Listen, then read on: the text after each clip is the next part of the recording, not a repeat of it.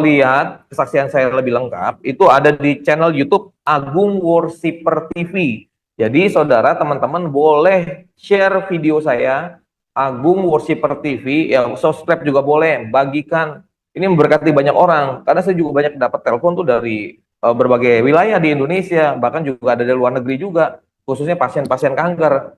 Saya sampai saat ini menangani pasien kanker, saudara. Saya bukan dokter loh, tapi saya nanganin pasien kanker. Dan kanker yang saya tangani itu udah stadium 4 tuh, stadium akhir ya. Jadi udah siap tuh dikirim ke surga atau balik lagi ke bumi.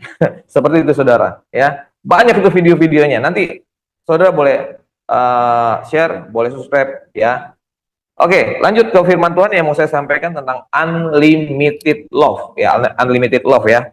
Ya, bukti kasih Tuhan tanpa batas bagi manusia. Itu udah saya kirim juga apa namanya tuh? Bahan khotbah saya dari melalui PDF. Iya. Kalau kita sekali lagi ada spesial ini semua karena anugerah daripada Tuhan, ini semua karena kasih Tuhan. Nah, di dalam Yeremia 31 ayat 3 ini saya dapetin gini. Kemarin saya kirim ke KS Street. Dibilang gini, dari jauh Tuhan menampakkan diri kepadanya, aku mengasihi engkau dengan kasih yang kekal. Sebab itu aku melanjutkan kasih setiaku kepadamu. Jadi artinya apa? Ini waktu itu Tuhan bicara sama Nabi Yeremia. Judul perikop mengenai pemulihan Israel waktu itu ya. Dari jauh Tuhan menampakkan diri kepadanya, aku mengasihi engkau. Dia bilang, Tuhan bilangin nama Yeremia, aku mengasihi engkau dengan kasih yang kekal, sebab itu aku melanjutkan kasih setiaku kepadamu. Jadi dilanjutin, berarti apa? Intinya kasih Tuhan tuh nggak akan pernah berakhir ya. Kasih Tuhan itu tidak akan binasa, alias kekal, abadi selamanya. Tidak pernah ada suatu waktu di dalam seluruh kekekalan di mana kita tidak dikasih oleh Allah. Saya percaya kita semuanya di tempat ini, semua kita yang dikasih, kita umat yang dikasih oleh Allah. Betul nggak? Kita dikasih oleh Tuhan Yesus. Berapa banyak di sini yang percaya kalau kita dikasih oleh Tuhan Yesus? Angkat tangan. Ya. Katakan engkau dikasih Tuhan Yesus. Ya. Apapun yang menjadi pergumulan hidupmu, apapun menjadi masalahmu saat ini, percayalah, engkau dikasih oleh Tuhan Yesus. Karena percaya saudara, Tuhan tuh pegang kendali atas setiap kehidupan kita. Ya, kan firman Tuhan itu bilang, tidak satu selai rambut pun jatuh tanpa si izinku, kata Tuhan begitu kan. Nah, berarti kan memang Tuhan tuh yang kendalikan semuanya dengan kasihnya. Dia bisa mengontrol seluruh dunia ini ya. Penduduk dunia sekarang ada berapa ya? Ada 7 miliar kali ya. Aduh, saya nggak ngitungin juga. Oke, next ya. Nah, bukti kasih Tuhan tanpa batas bagi manusia. Poin yang pertama, ya. Poin yang pertama, bukti kasih Tuhan tanpa batas bagi manusia. Satu, Tuhan mengasihi anaknya yang tunggal. Tuhan memberikan anaknya yang tunggal melalui Yesus ya. Di situ dikatakan poin pertama, Tuhan memberikan anaknya yang tunggal melalui Yesus. Itu ada di Yohanes 3 ayat 16. Kita baca sama-sama. Karena begitu besar kasih Allah akan dunia ini, sehingga ia telah mengaruniakan anaknya yang tunggal, supaya setiap orang yang percaya kepadanya tidak binasa, melainkan beroleh hidup yang kekal. Jadi ini bicara apa saudara? Ya, ketika kita percaya ini bicara iman kepada Tuhan Yesus Kristus ya. Tuhan sudah memberikan anaknya yang tunggal melalui siapa? Tuhan Yesus Kristus, firman yang menjadi daging gitu loh. Yang hidup ya kan. Karena begitu besar kasih Allah dunia sehingga ia telah menggunakan anak tunggal supaya setiap orang yang percaya kepadanya tidak binasa. Ini udah jaminan saudara. Melainkan beroleh hidup yang kekal ya. Percaya sama Tuhan Yesus ya. Terima dia sebagai Tuhan dan juru selamat. Kan saya tekankan di sini ya. Ini lagi ramai kan juga di YouTube kan tentang apa?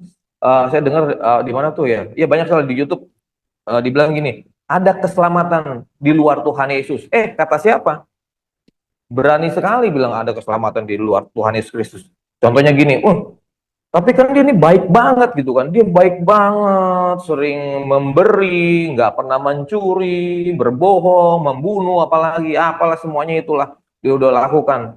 Tapi jangan lupa, firman Tuhan juga bilang, kebaikanmu seperti kain kotor di hadapan Tuhan. Nah, ingat, kalau kita diselamatkan itu semua hanya karena kasih karunia Tuhan.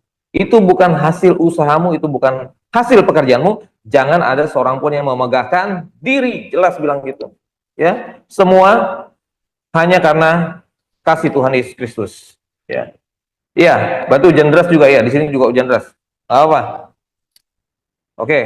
Nah, jadi hanya oleh karena kasih Tuhan Yesus Kristus. Jadi keselamatan tidak ada yang lain, hanya di dalam Tuhan Yesus Kristus. Nah, itu tadi bukti yang pertama. Bukti kasih Tuhan tanpa batas bagi manusia. Yang pertama, Tuhan memberikan anak yang tunggal melalui Yesus. Ya, di Yohanes 3 ayat 16.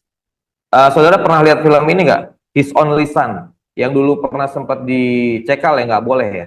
Itu kan bercerita tentang apa namanya, Ishak yang mau dikorbankan gitu kan, karena kan Ishak kan anak perjanjian kan, tapi akhirnya boleh kan. Nah, itu gambaran tentang keselamatan melalui Tuhan Yesus Kristus ya.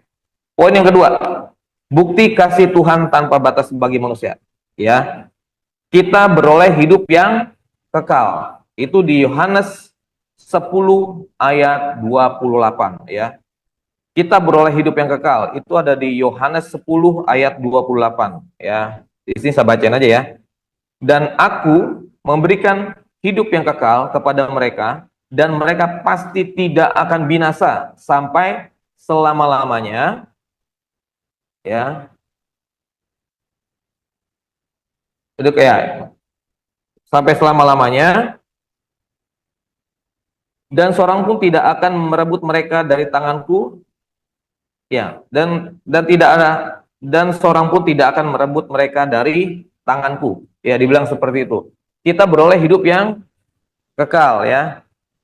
Nih, saudara perlu ingat ya, Tuhan Yesus datang ke dunia ini bukan membawa agama loh. Ini kan banyak orang nggak mengerti gitu. Emang kita pikir Tuhan Yesus itu agamanya Kristen? Kata siapa? Dia datang ke muka bumi ini tidak membawa agama, saudara. Dia datang ke muka bumi ini membawa keselamatan. Dan Tuhan Yesus itu sudah memberikan kasihnya kan penuh, full, atas seluruh dunia ini, atas seluruh umat manusia di muka bumi ini. Tergantung kita mau meresponi kasih Tuhan apa enggak gitu. Ya, intinya Tuhan sayang sama kita semua, ya kan? Tuhan sayang sama kita semua. Tuhan kasih kesempatan ya selama kita masih hidup. Ini saya mau ceritakan tentang apa yang saya alami secara pribadi ya, waktu pas saya meninggal waktu itu kan. Ya, mati suri meninggal waktu itu. Yang tadi saya bilang, saya bertemu dengan kasih yang kekal, yang utuh, yang penuh, sempurna. Kalau kasih manusia, itu temporary, hanya sementara. Tapi kalau kasih Tuhan tuh nggak ada batasnya, nggak ada syarat apapun. Cuma percaya aja, terima dia. Gitu.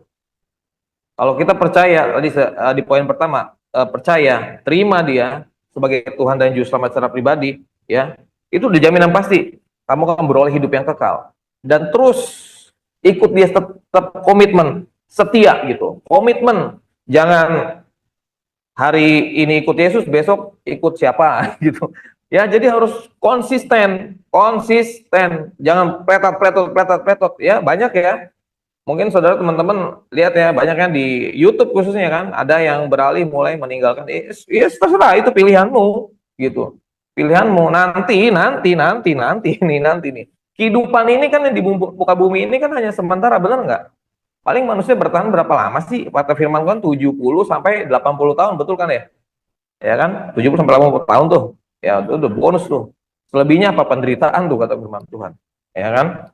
Kita nggak ada yang tahu gitu masa hidup kita selama. Kalau saya bilang banyak yang bilang kagum gimana menanggapi mereka yang meninggalkan Tuhan Yesus. Saya bilang saya sih biasa aja. Itu urusan mereka sama Tuhan gitu loh. Ya. Tapi kan mereka nggak tahu kapan hidup mereka tuh. Sampai kapan hidup mereka. Ya kan?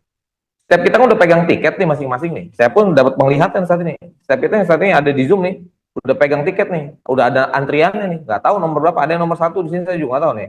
Mana nomor 1, nomor 2, ya kan? Bukan masalah. Oh, saya kan masih muda.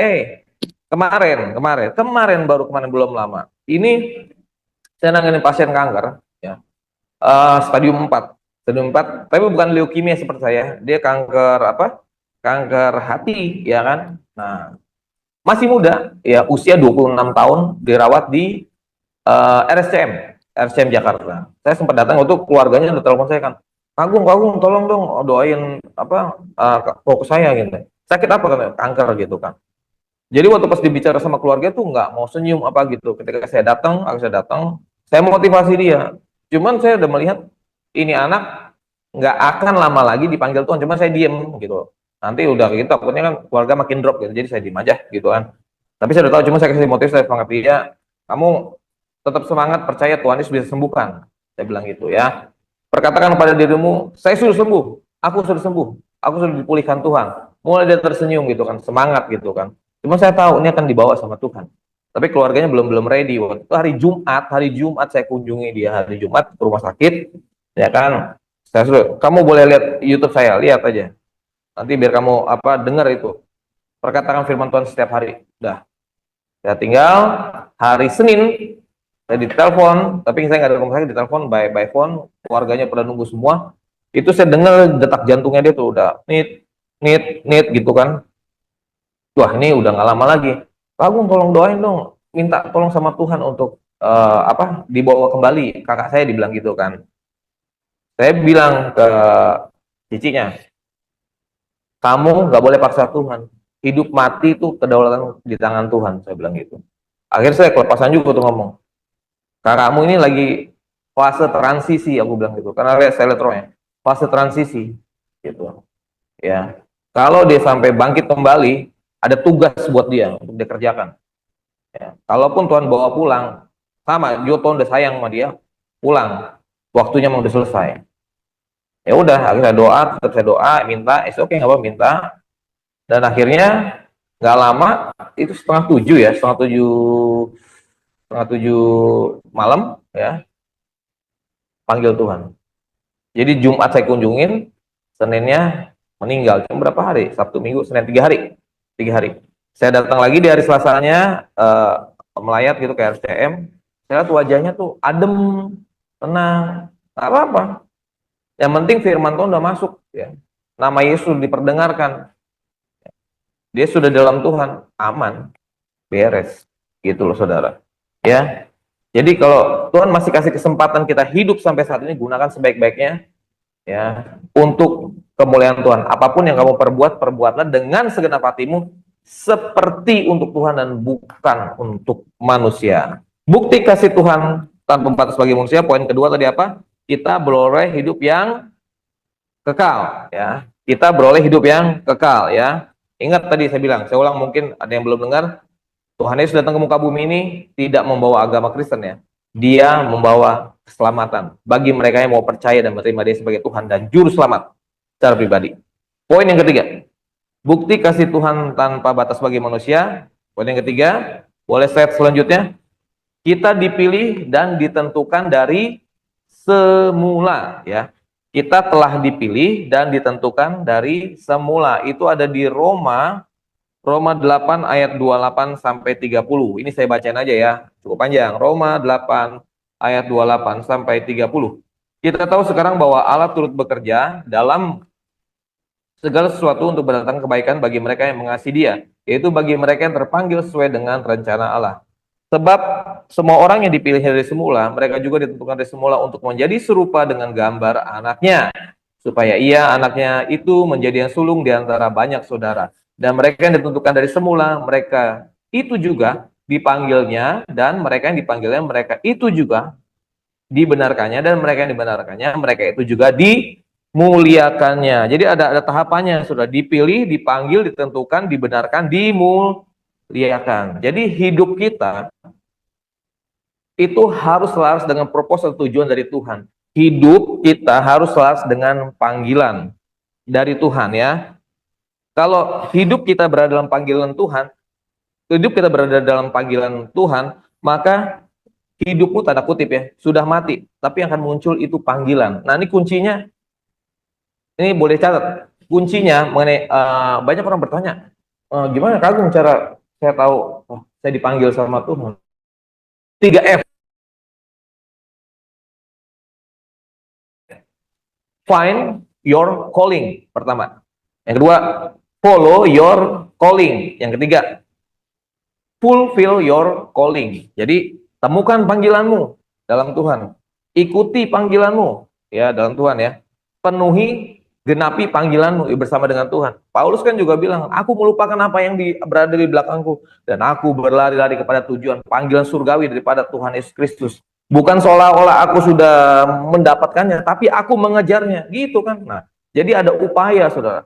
Temukan panggilanmu. Saya percaya setiap kita punya panggilan dari Tuhan itu beda-beda.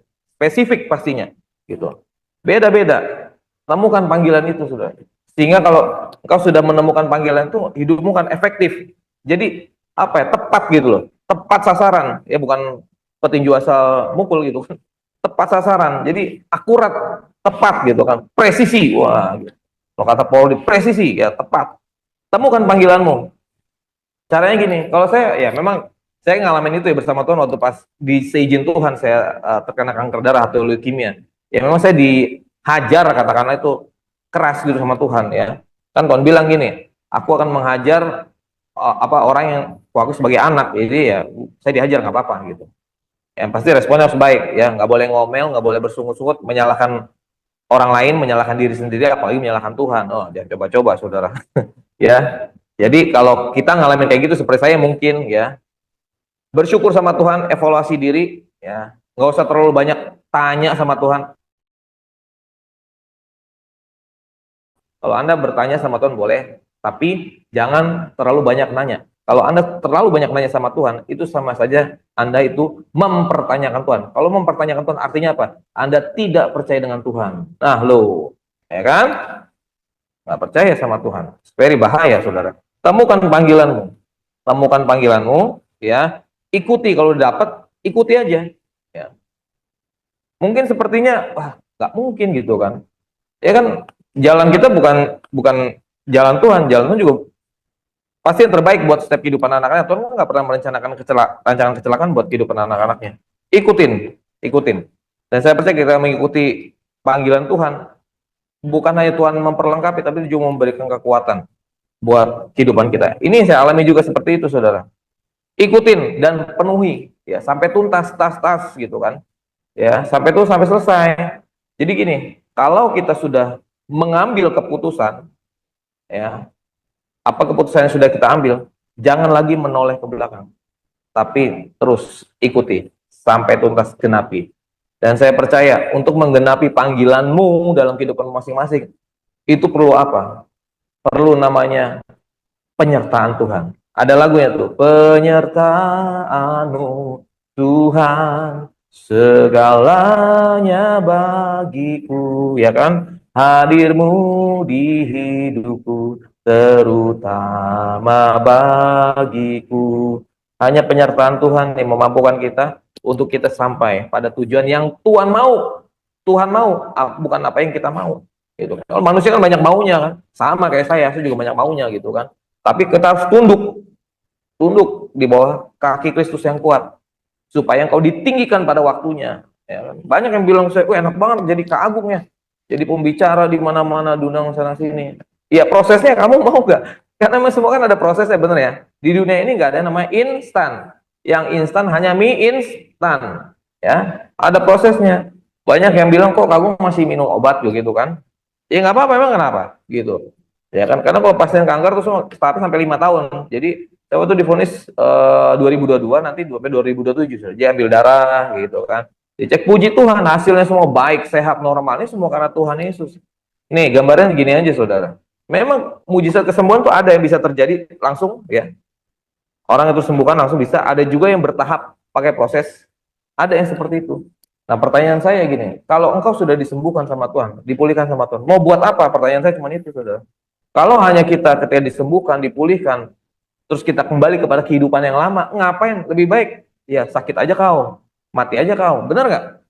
Kalau kita sudah disembuhkan sama Tuhan, mengalami mujizat Tuhan, kita harus jadi saluran berkat bagi banyak pada siapapun yang kau temui, bahwa Tuhan Yesus kuasanya dahulu, sekarang, selama yang tidak pernah berubah. Itu saudara. Ya kalau cuma untuk diriku, kuku dan aku, bukan untuk Tuhan, ngapain? Pulang aja kamu main di surga sana daripada di bumi, benar nggak sih?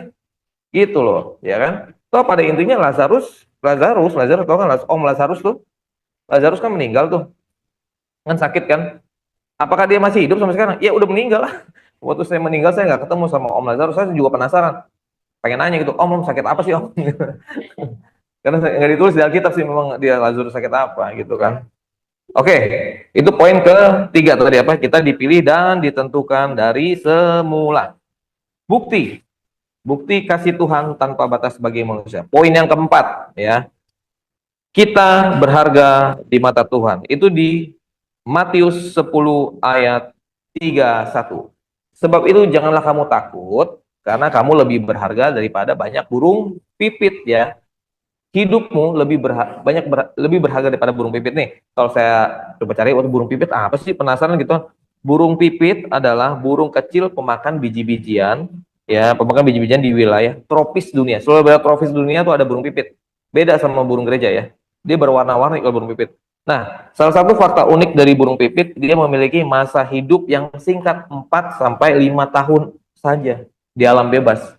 Singkat banget tuh burung pipit, 4 sampai 5 tahun hidupnya. Tapi dibilang apa? Sebab itu janganlah kamu takut, karena kamu lebih berharga daripada banyak burung pipit. Kenapa? Di ayat di Matius 10 ayat 31 di awal dibilang, sebab itu janganlah kamu takut, ya. Ini bicara apa? Perintah, Saudara. Ya, coba saya cari, ternyata ungkapan jangan takut itu ada 365 kali disebutkan dalam Alkitab. Saudara nggak percaya? Hitung aja sendiri gitu kan. Saya sih juga belum ngitungin, tapi saya nyari gitu, Saudara. 365 kali, ya. Jangan takut. Berarti artinya apa? Satu hari berapa? 365, ya. Ini, ya. Jangan takut. Ada Tuhan Yesus, Saudara. Jangan takut. Sebab Dia Allah kita yang hidup. Nah, percayalah, Saudara. Mungkin kalau Saudara mungkin lagi mengalami pergumulan dalam kehidupan ini, apapun itulah, mau masalah kesehatan, finansial, keluarga, ya, sakit penyakit, ya, problem-problem manusia lah. Saya percaya Tuhan Yesus sudah ngalamin itu semua, Saudara. Makanya dia mati di kayu salib, ya. Ingat, segala pergumulan kehidupan kita itu ada expirednya atau ada masa kadaluarsanya. Karena pergumulan hidup manusia juga nggak akan selamanya, Saudara. Makanan aja tuh ada expirednya. Pergumulan hidup kita, ya, pasti ada expirednya. Kalau Tuhan tolong kita di masa lalu, Tuhan yang sama juga tolong kita di saat ini dan di masa depan. Kalau kita lagi diproses sama Tuhan, jangan suka protes. Nah, di sini siapa yang masih suka protes sama Tuhan? Aduh, nggak enak Tuhan, aduh. Jangan banyak protes, Saudara.